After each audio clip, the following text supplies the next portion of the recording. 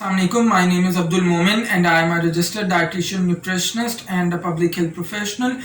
So in today's video, I'm actually going to talk about a very important and very well written document which has come out lately, and the title of this document is Role of Food and Nutrition in Managing COVID-19 in Low and Middle Income Countries. This document has been authored by some of the Pakistani dietitians, and it actually talks about the particular role which food and nutrition and your nutritional status can actually play in the prevention as well as the treatment of coronavirus or the COVID-19.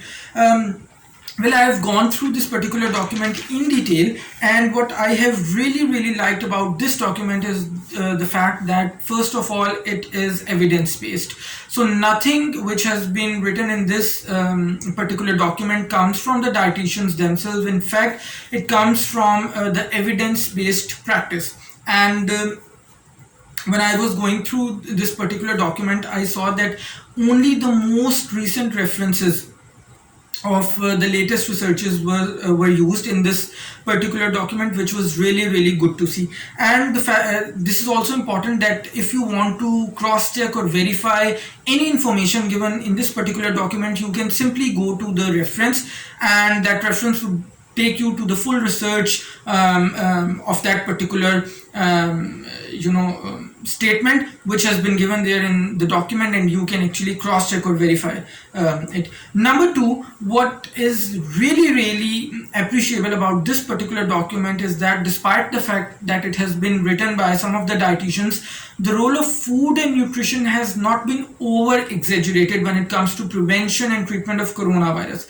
Because unfortunately, even as a dietitian, what I have been seeing for the last few months, ever since the coronavirus has become a pandemic, the role of food and nutrition has been sort of over exaggerated by quite a few people, maybe because they are not really knowledgeable about this association, or maybe they just want to over exaggerate deliberately. So this document really gives you a very good idea and very good concept of how food, nutrition and a good nutritional status can help you in prevention or treatment of coronavirus. Thirdly, the language used in this document is quite simple, and even if you have nothing to do with science or nothing to do with nutrition or nothing to do with the health sciences, even then you can easily understand the language of the document. It has been authored keeping in view a common man. So this is something really good about this document. And